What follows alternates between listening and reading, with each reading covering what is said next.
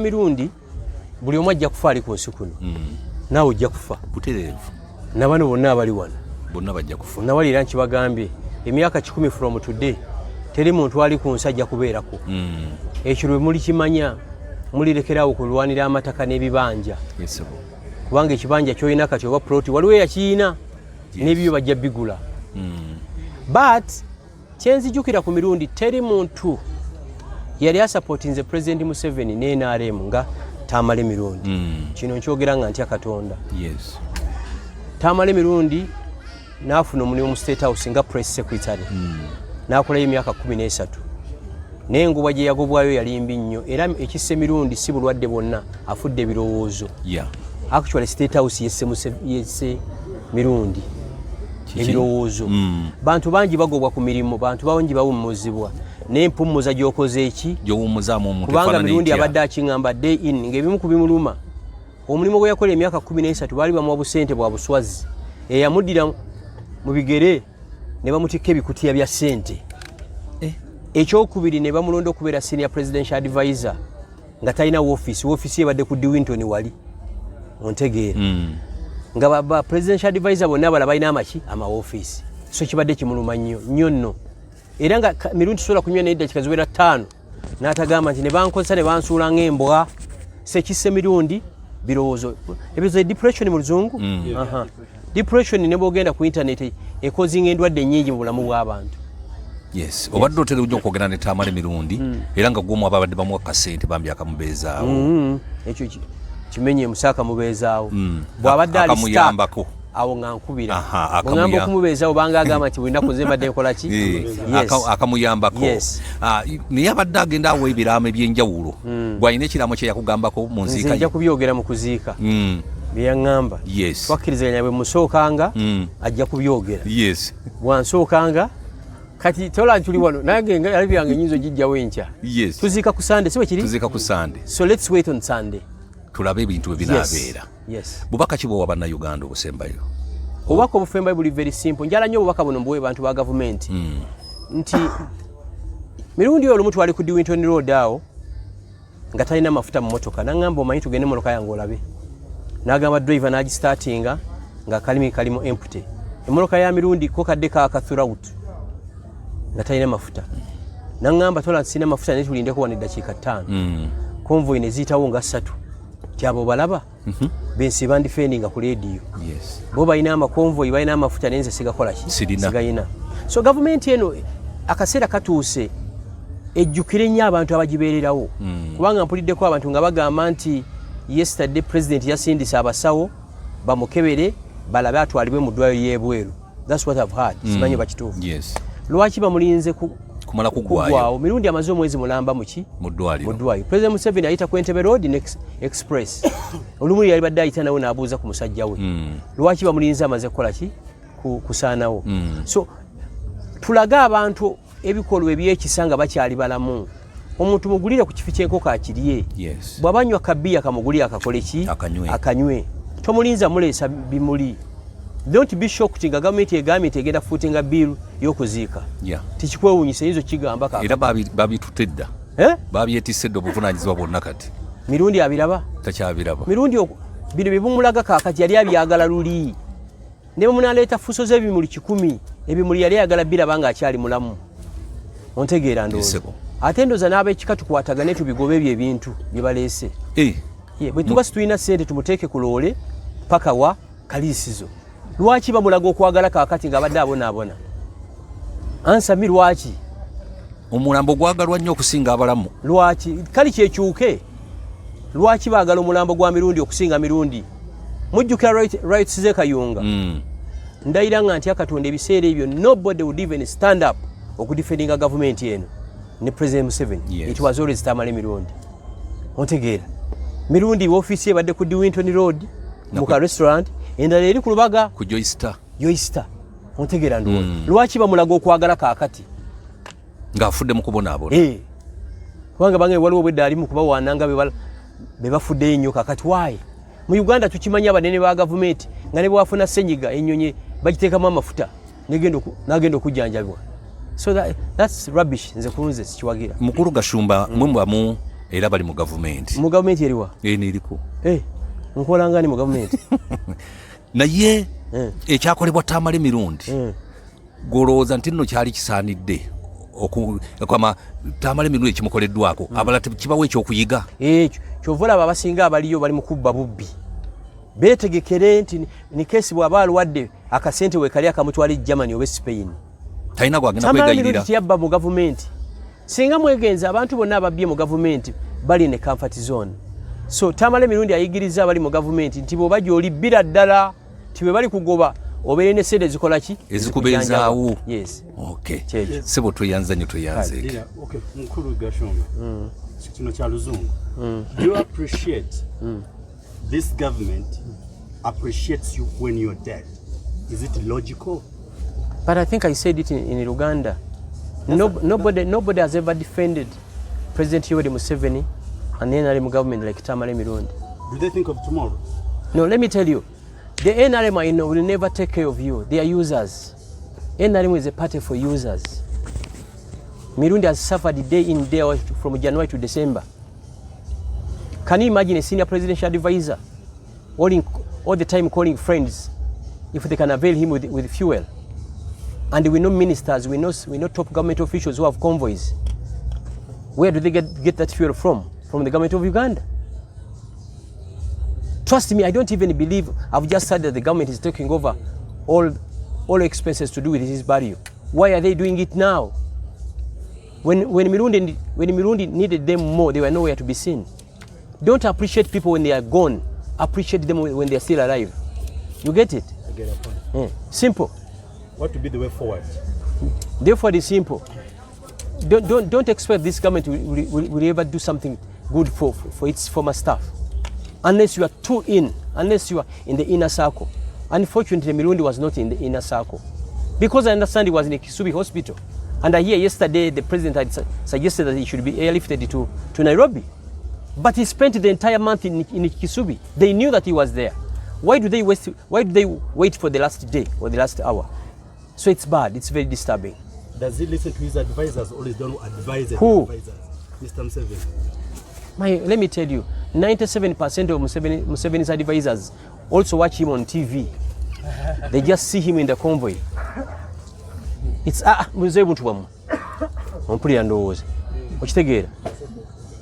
it's Museveni advising them.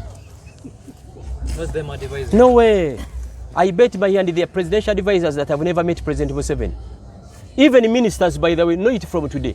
Ministers can only access President Museveni at the cabinet. There are ministers who can even take 3 years without shaking Museveni's hand. You ask a friend who is a cabinet minister, there's a door Museveni uses when he's entering the cabinet. After chairing it, he goes back. You get it? You've seen it in different events where President Museveni is to attend as the chief guest. You see ministers squeezing themselves to shake the hands of the president. Can you fight to shake a hand of someone you see every day? It's impossible. So Mirundi, rest in peace. You've done what you are supposed to do. And for you guys in the media houses, you have a big challenge. A big challenge. Do we see another Mirundi in you? Mbuzamu. Aya mbunona agenda. Ama tetugenda. Ekivuko kiri. Mukulu Gashumba. Nti gwe mwennyini, mwennyini. Bwetujja ye emitwe gyaffe. Ngamugamba lengero yayogera biti. Ffe baani? Mwaba mukumwe. Baani? Nadda Mukulu Gashumba. How? Because sometimes you don't support us, you people. Why would I support you? Then why should you get the courage? Am I your father? And now you see, if parents can't help us. Let me tell you, are you my son? Why should you help your own? Let me tell you, it's very simple. You a man, you must hustle. Build a brand that no matter where you are, big organizations will look for you. You guys that have social media, whatever, TikTok, Instagram, Twitter, how many brands advertise with you? The type of content you upload. You get it? You must have strategic marketeers, sales people who can market your how they call it, your blogs. Do you get my point? Ngaba bagambi amanya ne dobozi ze Kintu Mandi William nga ze mbadde muganda wa Tamale mirundi. Kuba mukwano gwe bumuwangala naye nnyo. Ofuuka muganda wo. Kituufu. Era mbadde simuva ku mumwa. sikakuba nti namuwa ssente nti abeere nga njogerako, sirina bugagga bw'amaanyi nti nina ebintu by'emaketinga, naye ekirungi kye yandabamu kijja kitya. Nze nava ewaffe Busoga eri, nzaalibwa Busoga, eyo disitulikiti yali ekyali Iganga naye kati ye Bugweri, nga nzaalibwa omugenzi Simeon Kintu. Najja mu 1976 ng'amaze okukola Piero Iyang. Nalinamu ku busente ng'omuntu amaze okuba shapu mu kyalo, natunda enkoko zange. Nezijja n'akasente kange nengulayo amato kuba nali ngenda mu siniya n'engoye endala. Kati awo nga ngenda kutandika okusoma ku Modern Secondary School. Baganda bange omu yafa, omulala akyaliwo ye mukulu waffe bamuyita Eria. Naye kati yaddayo mu kyalo. Kaakati nga bw'omanyi ekibuga ebiseera ebyo gwali mulembe gwa Amin. Naye nga amawulire sige gaaliwo ennyo, waliwo Uganda Agasi, olupapula lw'amawulire naluwulirako. Uganda Agasi eyo nga nnene, kati nga olina okufuna omuntu azze okulya ku Market Square, kuba bantwala kwoza sowaani mu Market Square, naye bagenda okulaba ng'oluzungu lw'enfuuwa nga lwamulembe ne banzizaawa, ne banziza mu kuweereza, nembeera waiter, naye nga nkola part time. Kati nembeera awo 77, 78, 79. Naye walingawo bano Katwe ku Sapoba, awabeeranga babidandisali ne Kintu Musoke ne omugenzi Kirunda ne gundi Meja Mutale Roland, sibalabye Kakoza Mutale. Kaakati nze netandika okuba omunyungufu olw'okubanga nasembereranga abantu babidandi nga bamuyita Mr. Era nga bw'oweereza wabeerawo obukoyini obusigala ku tray, oli ng'akola tray bw'ati, koyini n'ozisigaza butiipu. Kati ekyo kyanyamba. Naye mu myaka gy'ekinaana awo ng'olutalo lutandise, Amini bamugobye, owulidde Museveni ayingiddewo, kuba nze nasooka kwewandiisa nga wa UPM ow'abavubuka opposite ne post office nze mugambye banzaala 62, kati ngenda kuweza emyaka 62. Omugenzi afudde wa myaka 6. Ekitegeeza abadde agenda mu 7. Abadde abulako omwaka gumu, abadde abulako w'amagumu okwera 7. Kati nze mbadde mutoowe, naye olw'obujagujabu bwe yandabamu, kuba nze nalinga mpuliriza Radio Uganda ne UTV. Kaakati mulaba ng'azze 83 yali avuddeyoko mu nsiko. Jjukira Pike yalinga mu nsiko ng'akavalinga olutalo. Waliwo omusajja omulala Bwangatye mu Kyoli be baleetanga obupapula bw'amawulire, naye nga babuleetera muki mu gundi mu sabbuuni, nga bajja babukwese mu baasi. Naye nga nze mulaba, naye nga bwe bakukwata ng'osoma akantu ako kaali ka correspondent nga kalanga kwogera ku byaki National Resistance Movement byekola. Akati nemanya nti Tamala ono tatera kubeera mu Kampala. Ekyo tekyamalira, nze nga nkola byange, tuba tuli awo ng'olutalo luwedde nga batuwadde obwRC. LC ziramu okusinkana Tamale, naye ng'awo ku William awo waliwo Eclipse Bar. Naye waggulu awo nga waliwo abantu be batundira emmere, ekigere, nga ngendawo n'enkibuuta. Akati tutuuka mu myaka gy'ekyenda, naye nga nze ntera okugenda ku Radio Uganda nga bwe nali publicity secretary, nga ntwalayo birango, ekirango ekitwala leero ne bakisoma ennaku 3 mu maaso era bwe kyali. Kati Tamale obukujjukujju obwo n'abundamamu, n'aŋŋamba nga bakatandika FM station, Sanyu ye yasooka, Capital neddako mu 93. N'aŋŋamba naye engeri gy'oli nti okukola mu abantu bwe babeera kuba ebiseera bino linga nkola ku Toto nenvaawo nenkola ku Rico Beer Gardens kati ye Capital Pub nagamba gwe bufunayo ekintu ng'owandiika ng'obatwalira ne mugamba oli omuzungu Pike atera n'okunywa amafuta nja kumugamba ne Hugh Girls yali program director bati liri busanga accident yeggwawo abantu bana bafiiridde waawo ngo ku shero wenyini nga mpandiika akapapula kaali katono nnyo mpandiika 4 people died on the spot at a very fat accident around Kabalagala nga nkatwalayo mangu nnyo wenakatwalayo ku makya Pike nga akalaba agamba you right elaborate the story nasimanyi elaborate the story to do what ampandika it was at this time what happened biki ngebeera ndowooza page ng'emu n'ekitundu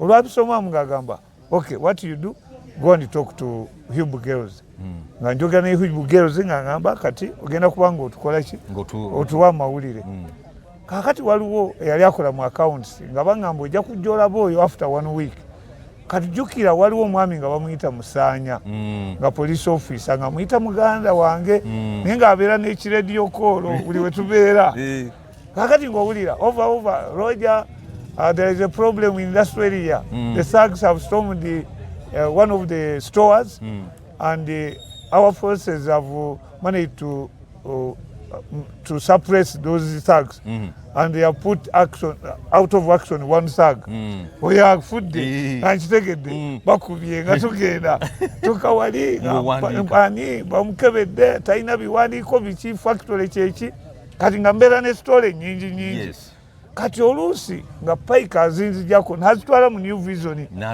nazikola nezibeera headline nebagamba bagenda kumpa retainer ebiseera ebyo ne bagamba bagenda kumpanga emitwalo 15 naye jjukira buli story gye natwalanga nga bampa 13 zaali nyingi kakati nga mbeera ne story nyingi yali teribusa nga bagamba tugenda kufuula staff kakati awo nemanya nti kati guno kugenda kufuuka mulimu nembagana ye kali ka certificate kanakola ku Radio Uganda School of Journalism Pike nangamba no katukusasulire ogenda osome mu mukati ya Charles Odwe feba pioneer mu asokayo 1996 ontegeera egulire kubanga zana liyo 12 ewago ni mu mukati twasoka kusomera wano odi Kampala wagulu nange we nabasanga we twasomera tulawo tewali wagazi nnyo naye knowledge akati nze Pike nangamba kiki kyoyagala nembaga njagala kubeera reporter naye sports nagamba okay you study naye nga nina kyandabyemu bwe navaayo netandika okubeerako sports reporter all round ngenze ebiseera ebyo waliwo entalo biki koze ripooti bulungi nnyo ADF attack Kasese olutalo lwa Koni mbijjukira bingi kakati nengenda nga nzimba kaliya yange lyali teribusa Pike ne muganda njagala kweyongerayo okusoma era ne bansindika Rhodes University nenkolayo short courses nga omuntu azimba ki amawulire n'okuba nti abeera professional naye nga taamale buli kye nakolanga ng'akimanyako kwa twabeeranga down to us nga ffe tetubeera mu zino Serena oba tugenze kusaka mawulire tetulinda ebyo bino byakujubanira mmere yabiŋŋaana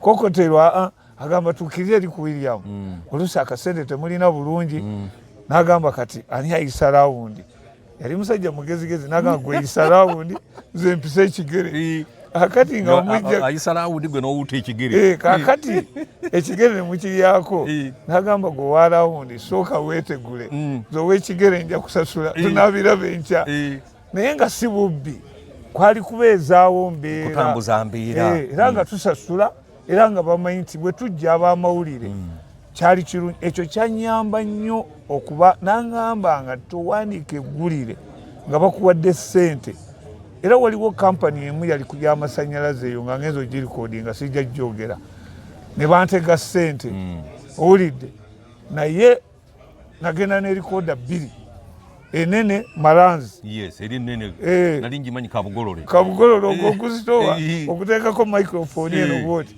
naye bwe natuuka wali ate tamala amagezi ago yali yagampa dda kyobeeranga ne budivaisi obutonotono obulikoda butandise okujja kati nali nkalina nagenda nkataddeko kati oli omusajja ebbaasa ng'agintunuuza eno bw'ati ng'erimu sente eno zaali ziwera nagamba please don't record nagamba remove the microphone nemugamba naye kakati ongaana okurecordinga when I go back what shall I tell my editor my boss the chief executive officer William Pike ate baali batya nnyo William Pike nga bamumanyi ye tali anguzi ate natandika okumbuulira story yonna nagamba naye tuteekwa okuba nga tukola damage control nze njagala nkubuulira ebyange gwe tombuuza nnyo nemugaa kati kugenda kuwulumula buwulumuzi nga sirina question yonna gye nkutaddemu okubeera question ne answer nagamba ojja kumbuuzayo bitono